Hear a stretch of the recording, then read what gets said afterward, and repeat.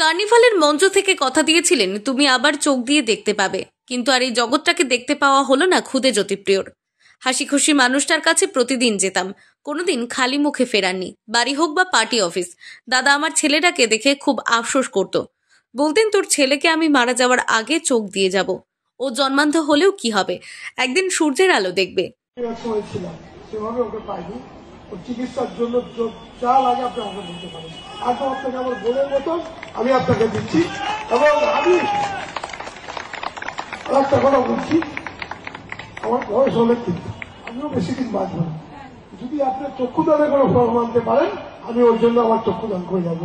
এত সুন্দর কথা, সত্যি এটা বাবলাটা বলে সম্ভব। একটু জয় করতে হয়ে যায় আমাদের সকলের প্রিয় দাদার জন্য। সকলে চিকিৎসার জন্য যা লাগে চৈতন্যকে বলবেন, বাবাকে বলবেন, আমি একদম আপনাকে আমার বোনের মতন, আমি আমার ভাগ্নে হিসাবে আমি ওকে সাহায্য করি। কিন্তু বাবলাদা নেই, আমার ছেলের কি হবে? একথা বলে চোখের জল চলে এলো অন্ধ জ্যোতিপ্রিয় রায়ের মা পারমিতা দত্ত রায়ের। শুধু তাই নয়, বাবলাদা বলেছিলেন যে ছেলের সমস্ত শিক্ষার খরচ প্রতি মাসে বহন করবে। ছেলে নরেন্দ্রপুর মিশনে পড়ে, কথা শুনে খুব খুশি হয়েছিলাম, কিন্তু ভাগ্য যে সাথ দিল না। ছেলের জন্মান্ধ নিয়ে চিরজীবনের কষ্ট তো রয়েছে, আরো বাড়তি কষ্ট একটা দিয়ে চলে গেলেন আমাদের প্রিয় বাবলাদা। ইংরেজবাজার পৌরসভার 20 নম্বর ওয়ার্ডের বাঁশবাড়ি এলাকায় থাকেন গৃহবধূ পারমিতা দত্ত রায়। তার একমাত্র 13 বছরের ছেলে জ্যোতিপ্রিয় রায় জন্মান্ধ। বর্তমানে ছেলেকে কলকাতার নরেন্দ্রপুর মিশন ব্লাইন্ড স্কুলে আবাসিকে রেখেই পড়াশোনা করাচ্ছেন। 6ষ্ঠ শ্রেণীতে পড়ে জ্যোতিপ্রিয়। পারমিতা দেবীর স্বামী জীবন রায়ের নামজাদা ব্যবসায়ী। 2017 সালে তাদের সম্পর্কের বিচ্ছেদ হয়। শহরের সর্বমঙ্গলা পল্লী এলাকায় শ্বশুরবাড়ি ছেড়ে বর্তমানে বাঁশবাড়িতে বাবার বাড়িতেই রয়েছেন গৃহবধূ পারমিতা দেবী। নিজের ছেলের খরচ জোগাতে একটি বেসরকারি সংস্থায় সামান্য মাইনেতে কাজ করেন তিনি। দাদার প্রোগ্রামে আমরা গেছিলাম 29 তারিখে, আর 30 তারিখে ওনারা মানে প্রোগ্রাম হয়, আবৃত্তি করেছিল আমার ছেলে কার্নিভালে 29 তারিখে। তো প্রত্যেকবারই ছেলে প্রোগ্রাম করেই থাকে ওখানে। তো দাদা সেদিনই স্টেজের উপরে উঠে আমার ছেলেকে গলা জড়িয়ে বললো যে ওনার মানে চোখের জন্য যে আমার দৃষ্টি, সেটা উনি ইয়ে করবেন। আমি তো কদিন বা বাঁচবো, আমার চোখ দুটো আমি ওকে দান করে যাবো, এই কথাটা বলেছে। এত স্টেজের সামনে আমার তো খুব ভালো লাগলো, কিন্তু দাদার যে ওই কথাটা বারে আমার শুধু মনে হচ্ছে, দেখছি যতবার ভিডিওটা, যে আমি কদিনই বা বাঁচবো, এই কথাটা যে দুদিনের মধ্যে ফুলে যাবে সেটা আমরা মেনে নিতে পারছি না। তারপরের দিনই আমাকে 29-30 তারিখে ওনারা ওখান থেকে অফিস থেকে লোক পাঠায় যে ওর মেডিকেলে সমস্ত কিছু কাগজপত্র, কোথায় আমি ওনার ট্রিটমেন্ট করিয়েছি, কি করিয়েছি, সমস্ত কিছু আমাকে বললো দিতে। আমি 1 তারিখে সমস্ত কিছু নিয়ে দাদার সাথে দেখা করি। দাদা আমাকে ডেকে পাঠিয়েছিলেন। দাদা বললো যে আপনার জন্য আমি ছেলের জন্য আমি চোখের ফর্ম তুলেও নিয়ে এসেছি।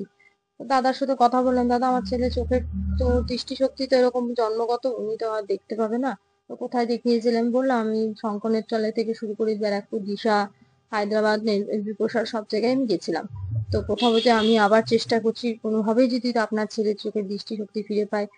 দাদা ছেলে কর্নিয়াটাই তৈরি নেই, তো কোনোদিনই দেখতে পাবে না। তো বললো আপনার ছেলে যাবতীয় খরচ, যাবতীয় সবকিছু আমি বহন করলাম, আজকে দেখি সমস্ত দায়িত্ব নিলাম। তারপরের দিনই যে দাদা এরকম একটা মনমন্থনী ঘটনা ঘটে যাবে, আমরা সেটাই মেনে নিতে পারছি না। মানে এখনো মনে হয় তার টেবিলে মনে হয় আমার ছেলে সমস্ত কিছু কাগজপত্র পড়ে আছে। খুবই খারাপ লাগছে, একটা দুঃখজনক ব্যাপার হয়ে গেল। এরকম আমাদের টাউনের মধ্যে, ওনার বাড়ির এলাকার মধ্যে যে এরকম ভাবে হবে, এটা আমরা মেনে নিতে পারছি না। তাহলে আমরা তো সাধারণ মানুষ, উনি একটা গুণী মানুষ হিসেবে লোকটা খুবই ভালো ছিল। আমরা চাইছি যারা এই যে দোষ করেছেন তাদের কঠোরতর শাস্তি পায়। আমাদের দিদি আছেন, মমতা দিদি তো দেখেছেন সবকিছু ওনার হাতেই সবকিছু, তো চেষ্টা করা হবে, নিশ্চয়ই উনি কিছু না কিছু তো ব্যবস্থা করবেন। আর আমার ছেলেটার আর এই যে আমি এটা ভেবেছিলাম সুরাহা পাবো, সেটা পেলাম না। না, চোখটাও পেলাম না, মানুষটাই তো থাকলো না। এইটার থেকে আর তো কিছু বলা যায় না। আমি তো প্রতি বছরই আবৃত্তি করি, এবারও করেছি। তো সেই যখন আমি স্টেজে উঠলাম, আমি আবৃত্তি করার পর এবার জেঠু জেঠু এসছে, এবার মাইকটা নিয়ে আমাকে গলা জড়িয়ে বলছে যে আমি তো তোমাকে আমি আমার চোখটা দান করে দিতে চাই। আমি কদিনই বা বাঁচবো, আমি তো বেশি দিন বাঁচবো না, আমি তোমার চোখটা দান করে দিতে চাই।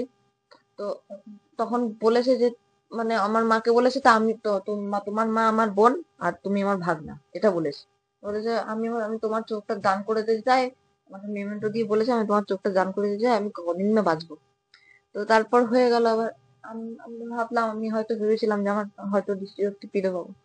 যে 30 তারিখ সন্ধ্যাবেলা এবার এসছে সব পার্টি, সব অফিসের লোকজন এসছে। তো মায়ের সাথে কথা টথা হলো। এবার মা আবার 1 তারিখের দিনই গিয়ে কথা বললো। এবার উনি আমার জন্য মোয়াও পাঠিয়েছিলেন। তো এই যে তারপরে যে ঘটনাটা ঘটলো, 2 তারিখে ঘটনাটা ঘটলো, যে উনি যে এরকম শুনলাম যখন আমি ভাবলাম যে উনি যে কথাটা বলেছিলেন তখন ওটাতেই উনি যে কদিনই বা বাঁচবেন, আমি কদিনই বা বাঁচবো, আমি তো বেশি দিন বাঁচবো না। ওই যে কথাটা যে 2-3 দিনের মধ্যে এরকম ভুলে যাবে সেটা আমি ভাবতেই পারিনি। আমি চাইছি যে অন্যায়টা করেছে তার জন্য ফাঁসি হয়, তার জন্য পুলিশ চাককে সিধে করে দেয়, তাকে যেন পুলিশ উপযুক্ত শাস্তি দেয়, এটাই আমি চাইছি। থেকে বাড়ি থেকে নিজের গোডাউনে গেল, ওখানে গিয়ে যদি এই ধরনের ঘটনা ঘটে যাবে, কেউ কেউ বুঝতে পারবে? যাই হোক, এই ঘটনা ঘটে গেল। যাই হোক, আমি এইটুকুনি চাই যে ভদ্রলোককে, যারা এই ধরনের ট্রেলার, যারা মানে এর সঙ্গে যুক্ত আছে, যারা এর সঙ্গে, তারা যেন উপযুক্ত শাস্তি পায়, এবং যারা এর সঙ্গে যে মেন গিটলি, সে যেন কঠোরতম পুলিশ কি না করতে পারে, তারাও যেন একে সাজা পায়, এটাই আমি কামনা করি, এটাই আমি বলতে চাই। মালদা থেকে দেবসেনার রিপোর্ট, আনন্দ বার্তা।